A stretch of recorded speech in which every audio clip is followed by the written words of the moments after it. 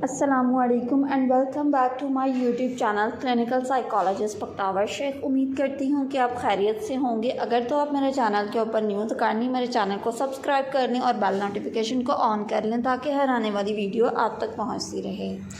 Online sessions की booking के लिए आप दिए गए नंबर के ऊपर रब्ता कर सकते हैं। आज की वीडियो में हम बेसिकली देखेंगे कि जनरलाइज एंजाइटी डिसऑर्डर होता क्या है और उसकी साइन एंड सिम्टम्स कौन कौन सी हैं। जनरलाइज एंजाइटी डिसऑर्डर में जो है आप हद से ज़्यादा एक्सेसिवली वरी रहते हैं हर टाइम विदाउट रीज़न के, यानी कि आपको नहीं पता होता है कि आपने परेशान होना है और आपको उसकी रीज़न भी नहीं समझ आ रही होती है।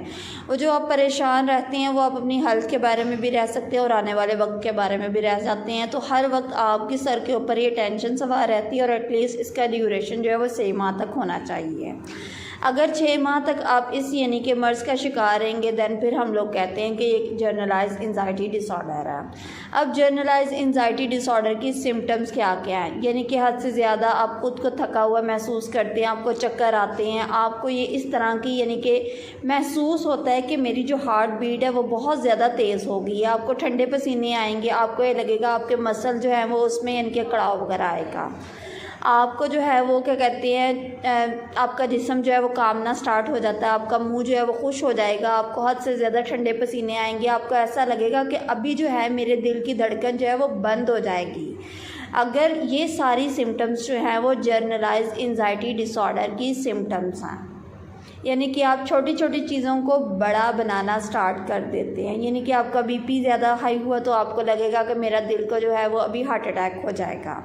अब जनरलाइज एंजाइटी डिसऑर्डर का ड्यूरेशन जो है वो कितना होता है। जनरलाइज एंजाइटी डिसऑर्डर्स की ये सिम्टम्स अगर आपके अंदर 6 माह तक अकर करती हैं दैन फिर हम लोग ये कहते हैं कि ये बंदा जो है वो जनरलाइज एंजाइटी डिसऑर्डर का शिकार है।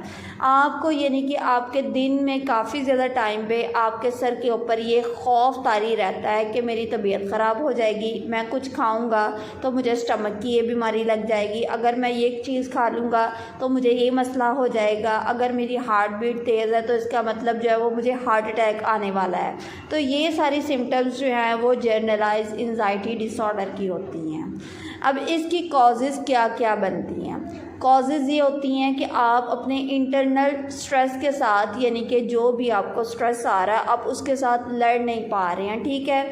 ये आपकी फैमिलीज़ में बहुत ज़्यादा होता है, ठीक है, लेकिन हम लोग समझ नहीं पा रहे होते हैं कि जो मुझे डर और खौफ मेरे सर के ऊपर सवार है वो क्यों हो रहा है। रिसर्चेस इस चीज़ को कहती हैं कि जनरलाइज एंजाइटी डिसऑर्डर हमारे ब्रेन में जो है वो कंट्रोल कर रही है फियर और एंजाइटी को, वो यानी कि उनका कंट्रोल का लेवल जो है वो ज़्यादा कम हो जाता है, तो फिर वो इंसान में फियर जो है वो जो सिचुएशन है वो ज़्यादा हो जाती है, तो उस वजह से पर्सन जो है वो जनरलाइज एंजाइटी डिसऑर्डर का शिकार हो जाएगा। अब इसकी जो है हम लोग ट्रीटमेंट क्या करते हैं कि एक तो इसमें सबसे पहले आपको जो है वो CBT अप्लाई की जाती है, कॉग्निटिव बिहेवियरल थेरेपी। हमारा जो मेन यानी कि टेक्निक्स में सबसे ज़्यादा हम लोग यूज़ करते हैं वो CBT ही होती है, ठीक है, जो एक टॉक थेरेपी है जिसमें हम लोग अपने क्लाइंट से फ़ेस टू फेस जो है बात करते हैं उसके यानी कि स्ट्रेसर्स के बारे में, उस मसले के बारे में जो मसला उसको पेश आ रहा है और फिर उसको बहुत अच्छे वे में इसको डील करने की कोशिश करते हैं। इसके अलावा आप यानी कि अगर ये देखें कि आप CBT के अलावा और कौन कौन से काम कर सकते हैं तो उसमें ये है कि आपने अपने ब्लड शुगर प्रेशर को चेक करवाना है, ठीक है, ताकि आपको इस चीज़ का यकीन हो कि आपको कोई भी दिल का मसला नहीं है या आपको कोई भी हार्ट अटैक नहीं आने वाला है, ठीक है। आपने अवॉइड करने हैं स्टिमुलेंट, यानी कि आपने अल्कोहल वगैरह का यूज़ नहीं करना है, अपनी नींद को बहुत अच्छे से लेना है, आपने लंबे गहरे सांस लेने हैं, आपने मेडिटेशन करनी है, ठीक है, एक्सरसाइज करनी है, वो काम करने हैं जिनको करके आपको खुशी मिलती हो। आपने हेल्प सीख करने की कोशिश करनी है, आपने कोशिश करना है कि आप लोगों से अपने मसले के बारे में बात करें।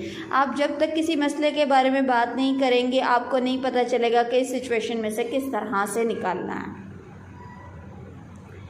इसके अलावा जो आप यानी कि जनरलाइज एंजाइटी डिसऑर्डर में कर सकते हैं, एक तो यानी कि एंजाइटी के बारे में आपको पता होना चाहिए कि आप किस डिसऑर्डर का शिकार हैं और इसकी सिम्टम्स क्या है, इसका ड्यूरेशन क्या है, इसका ट्रीटमेंट क्या है, ठीक है। इसके अलावा आपने माइंडफुलनेस करनी है, मुराकबा करना है, ख़ुद को रिलैक्सेशन टेक्निक्स जो हैं वो टीच करनी है, आपको पता होनी चाहिए कि आपने लंबे गहरे सांस किस तरह से लेने हैं। इसके अलावा कॉग्निटिव बिहेवियरल थेरेपी होती है, बिहेवियर थेरेपी है, काउंसलिंग है, डाइटरी एडजस्टमेंट है, आपने अपनी डाइट को मेंटेन करना है। ये चीज़ें जो है ये आपकी जनरलाइज एंजाइटी डिसऑर्डर को कॉप अप करने में काफ़ी ज़्यादा हेल्पफुल होती हैं।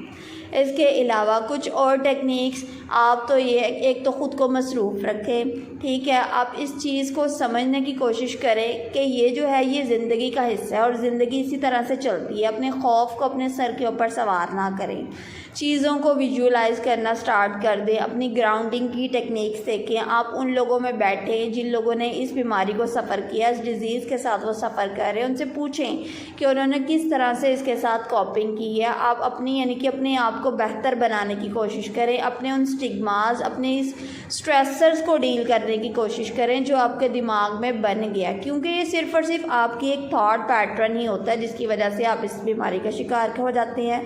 Thank you so very much for watching this video. अल्लाह हाफ़िज़।